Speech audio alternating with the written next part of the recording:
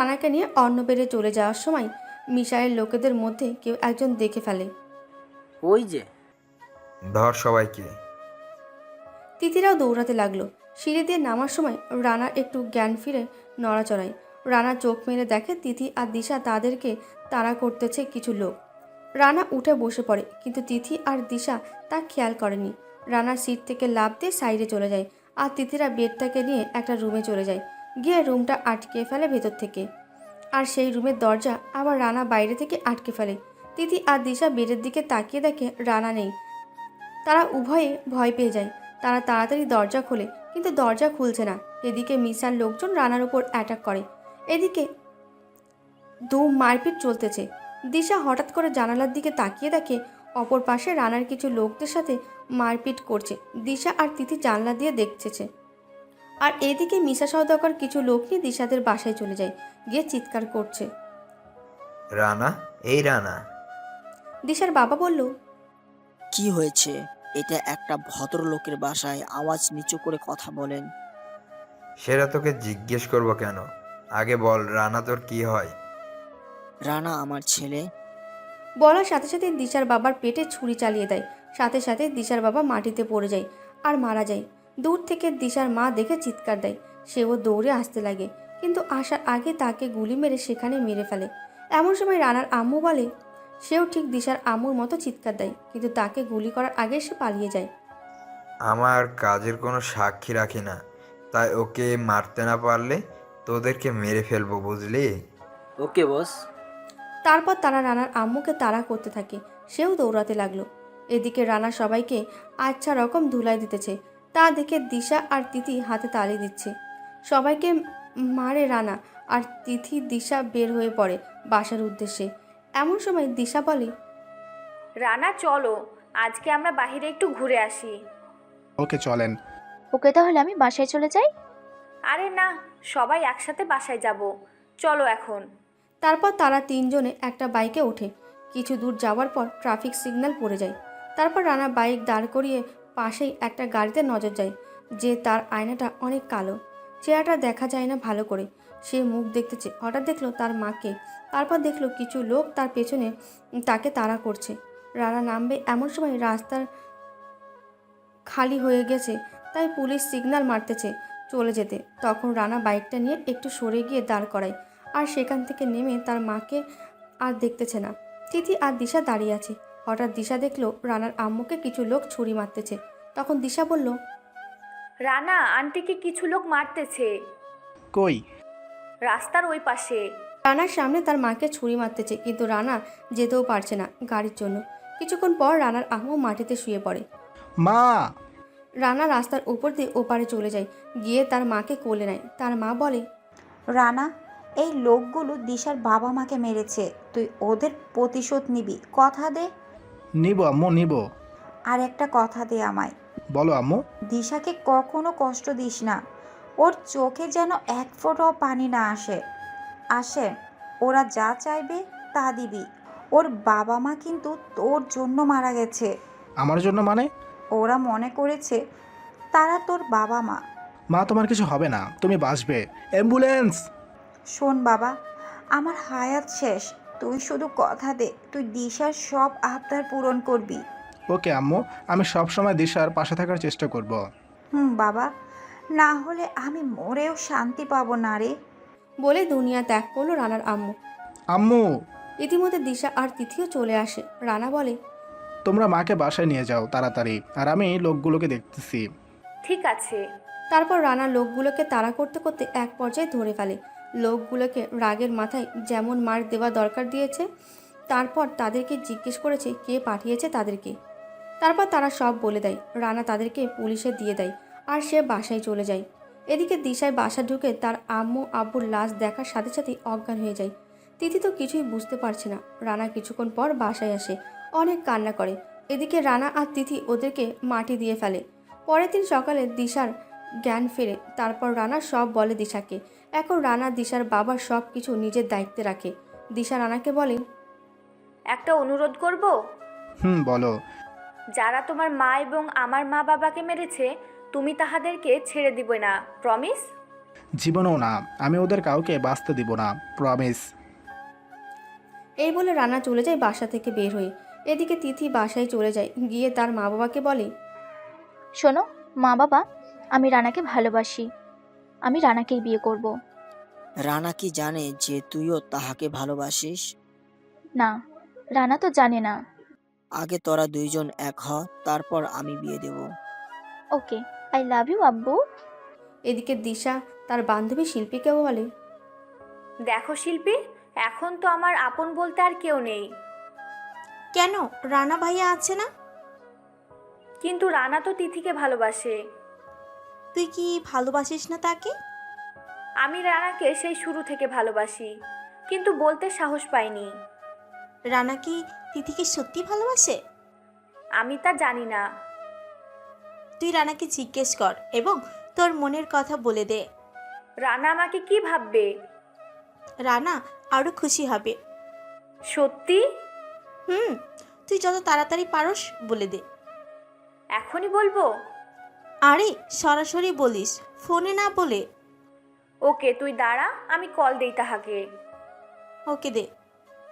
কই আছো? বাজারে আছি। কেন? কিছু জরুরি কথা ছিল। তাহলে বলো। সরাসরি বললে ভালো হতো। ওকে, আমি আসতেছি। আচ্ছা, তাড়াতাড়ি আসিও। তারপর রানা কল কেটে দেয় এবং বাড়ির উদ্দেশ্যে রওনা দিল। এমন সময় তিথি একটা গাড়ি নিয়ে আসে আর রানাকে ডাক দেয়, একটা নিঝুম স্থানে নিয়ে যায় এবং সেখানে রানাকে বলে, একটা কথা বলবো? বলো। আমি কোনো গায়িকা নয়, নায়িকা নয়, লেখিকা নয়, শিল্পী নয়, কোনো সাজুগুজু করে কথা বলতে পারি না। কি বলবা তাড়াতাড়ি বলো। আমি তোমাকে ভালোবাসি রানা। সত্যি? কেন, বিশ্বাস হয় না বুঝি? তা না। বিয়ে করবে আমায়? আসলে তিথি, দিশা হলো এখন আমার সব। আমি তাকে জিজ্ঞেস করে নেই, তারপর বলবো। যেইভাবেই হোক আমি তোমাকে চাই, না হলে আমি আত্মহত্যা করব। আত্মহত্যা করতে হবে না দিশা, রাজি হবে। আচ্ছা, তুমি আমায় ভালোবাসো না রানা? ভালোবাসি। সত্যি? কিন্তু একটা কথা বলবো। বলো। দেখো, আমি এখন একটা জীবন যুদ্ধে নেমেছি। সেখানে থেকে যদি ফিরে আসতে না পারি? মরলে দুজনে একসাথে মরবো, আর বাঁচলে দুজনে একসাথে বাঁচবো। আচ্ছা, আমি চাই না কারো জীবন কিছু শুরুর আগেই শেষ হয়ে যাক। কিন্তু তোমাকে না পেলে তো আমি জীবন শুরু করার আগেই শেষ করে ফেলবো। আচ্ছা আচ্ছা, শেষ করতে হবে না, আমি রাজি। সত্যি তুমি রাজি? হুম। তাহলে শুধু একবার বলো ভালোবাসি। পরে বলবো। তার মানে তুমি আমায় ভালোবাসো না? বাসি তো। তাহলে বলো। বাসি। কি বাসো? ভালোবাসি। কাকে? তোমাকে ভালোবাসি। বিশ্বাস হয় না। কেন বিশ্বাস হয় না? এমনি। সন্দেহ আছে? হুম। কি করলে সন্দেহ দূর হবে? কিস করতে হবে আমায়। কি? হুম। পারবো না। ওকে, লাগবে না, বাই। তারপর তিথি চলে যেতে লাগলো। রানা পেছন থেকে হাতটি ধরে টান দেয় আর তিথির ঠোঁটে নিজেকে ডুবিয়ে দেয়। তিথির চোখ দুটো মার্বেলের মতো বড় হয়ে যায়। তিথি ভাবতেছে কি হচ্ছে এইসব? এইটা কি সেই রানা, কলেজের সব থেকে ভীতু ছেলে? কিছুক্ষণ পর রানা তিথিকে ছেড়ে দেয়। তিথি লজ্জায় মুখ তুলতে পারছে না। কি ম্যাম, এত লজ্জা কিসের? লজ্জা শরমের মাথা খেয়েছেন নাকি? আপনাকে কিস না দিলে তো আপনি চলে যেতেন। যা দুষ্টু, ভাবলে কি করে? তোমাকে রেখে আমি কেন যাব? হইছে, আর বলতে হবে না। আচ্ছা, আমি আজকে যাই। ওকে। তারপর তিথি তার বাসায় আর রানা তার বাসায় চলে যায়। রানা বাসায় যাওয়ার পর দিশা বলে, আজকে তোমাকে একটা খুশির সংবাদ শোনাবো। সত্যি? অনেক লজ্জা লাগছে বলতে। আরে কিসের লজ্জা, বলো। আমারও একটা খুশির খবর আছে, আজকে তোমাকে বলবো। সত্যি? তাহলে আগে তুমি। না, আগে তুমি বলবে। না, তুমি। আচ্ছা, লটারি হবে, যে ফার্স্ট সে আগে বলবে। ওকে, আমি রাজি। তারপর একটা লটারি দেওয়া হয়। সেই লটারিতে রানা ফার্স্ট হয়, তাই আগে তাকে বলতে হয়। আসলে আমি একজনকে অনেক ভালোবাসি। দিশা তো মনে মনে অনেক খুশি। সে মনে করেছে তার কথা বলবে। কে সে? আছে একজন, আশেপাশেই আছে। নাম কি? পরে বলবো, আগে তুমি রাজি থাকলে আমি তাকে বিয়ে করব। এখন আমি কি করতে পারি? শুধু অনুমতি দিলেই হবে। ওকে, করে ফেলো। এইবার নামটা বলি। বলো। আমি তিথিকে বিয়ে করব। কথাটা শুনে দিশা যেন নিজের মধ্যেই নেই। তার অজান্তেই তার চোখে পানি চলে আসে। কেন জানি বুকটা মুচড়ে ওঠে।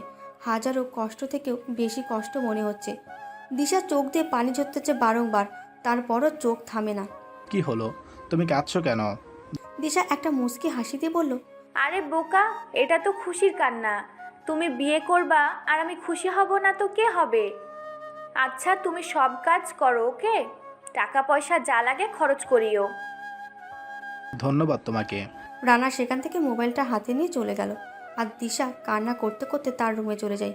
গিয়ে তার মা বাবার একটা ফটো নিয়ে কান্না করতে করতে বলে, মা বাবা, কেন আমায় একা রেখে গেলে?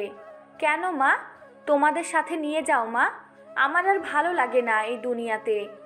মা, আমি সেই প্রথম থেকে রানাকে ভালোবাসি, আর আজ রানা অন্য মেয়েকে বিয়ে করতে যাচ্ছে। আচ্ছা মা, আমি কি অন্যায় করেছি যে আমি আমার ভালোবাসার কাছে হেরে গেলাম? দিশা অনেক কান্না করে। আর এদিকে রানা তিথিকে কল দেয়। হাই তিথি। বলো জানো। দিশা রাজি হয়ে গেছে। সত্যি? সে বলেছে যত টাকা লাগে খরচ করতে। তাহলে কবে আমাদের বিয়ে হচ্ছে?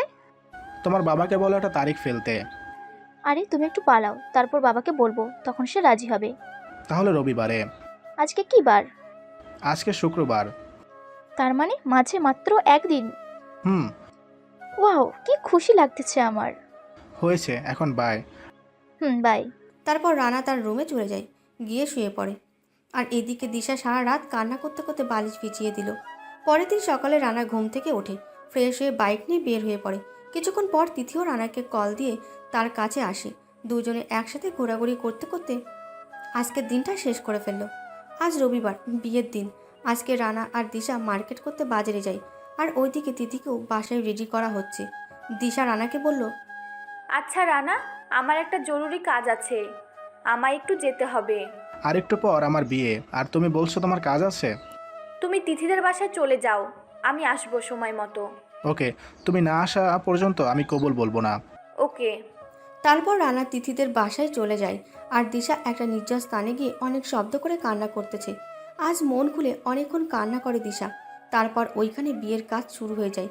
কাজী সাহেব সব কিছু ওকে করে বলে। বলো বাবা, কবুল। রানা কিছু বলছে না। তিথি বলছে বলতে, কিন্তু রানা কিছু বলছে না। হঠাৎ দিশা চলে আসে। দিশা এসে বলল, আরে চুপ করে আছো কেন, বলো কবুল। কবুল কবুল কবুল। এবার মা তুমি বলো কবুল। তিথি চুপ করে আছে, কিছু বলছে না। রানা বলে বলতে, কিন্তু বলতেছে না। দিশাও বলে, কিন্তু তিথি বলছে না। হঠাৎ তিথি বলল, আমি এই বিয়ে করব না। সবাই বসা থেকে দাঁড়িয়ে যায়। তিথির কথা শুনে রানা এসে তিথিকে বলে, কি হয়েছে তোমার? তুমি না আমায় ভালোবাসো? রানা, আমি তোমাকে ভালোবাসি ঠিকই, কিন্তু তার থেকেও বেশি একজন তোমাকে ভালোবাসে। কে আমায় তোমার থেকে বেশি ভালোবাসে?